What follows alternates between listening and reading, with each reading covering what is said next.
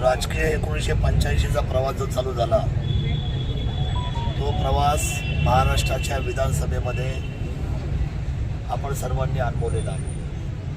खरं तर या कुटुंबाशी आणि शरद पवार साहेबांची जी नाळ जोडली गेली, यस काँग्रेसला जो ऐतिहासिक विजय मिळवून दिला या तालुक्यामध्ये, तर त्या उमेदवाराचं त्यावेळेस नाव होतं आदरणीय वल्लभश्री दत्तात्रय बेनके।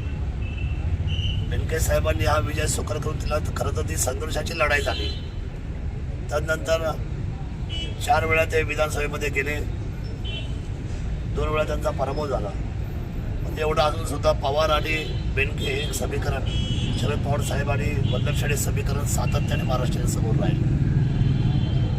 वल्लभश्रीचा स्वभाव हा करारी होता। अधिकारावर त्यांच्या वेगळ्या पद्धतीचा काम करण्याचा एक वचक होता। त्यांची कार्यशाळा त्यांच्या कार्यकर्त्यांची आणि त्यांच्या या कामाची ओळख जुन्नरपासून तर महाराष्ट्राच्या विधानसभेपर्यंत सर्वांना ती अवगत होती।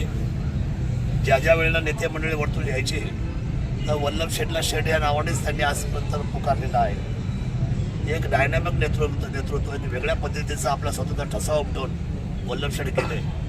दुःख खरं हे आहे की 2014 ते 2024 या 10 वर्षामध्ये आतुराने ते खेळून राहिले। 10 वर्ष मोठा संघर्ष त्यांनी आजाराशी केला, परंतु आज मात्र आपल्यातून ते गेले।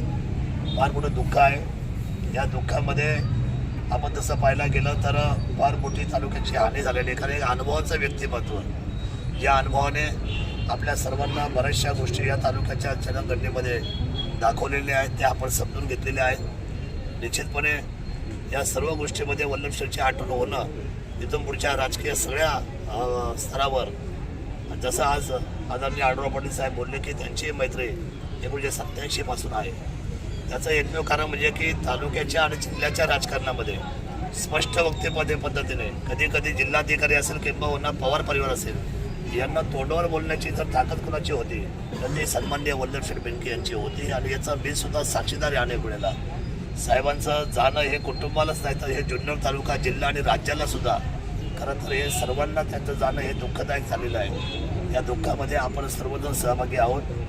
मी महाराष्ट्राचा विधिमंडळाचा माजी आमदार या नात्याने तमाम महाराष्ट्राच्या जनतेच्या वतीने, जुन्नर तालुक्याच्या असलेल्या सर्व शेतकरी बंधू भगिनीच्या वतीने, ज्या पक्षाचं मी नेतृत्व करतो हे आदरणीय मुख्यमंत्री एकनाथजी शिंदे साहेब असतील आणि तमाम महाराष्ट्राच्या असलेल्या सर्व राजकीय असलेल्या पक्षांच्या वतीने मी आदरणीय साहेबांना भावपूर्ण आदर व्यक्त करतो आणि त्यांच्या आत्म्याला चिरशांती लाभावी।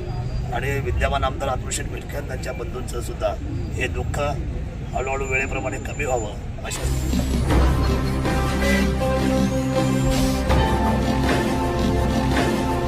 ताज्या घडामोडी आणि नवनवीन माहिती मिळवण्यासाठी समाज दर्पण या YouTube चॅनलला सबस्क्राइब करा आणि बेल आयकॉनवर क्लिक करा।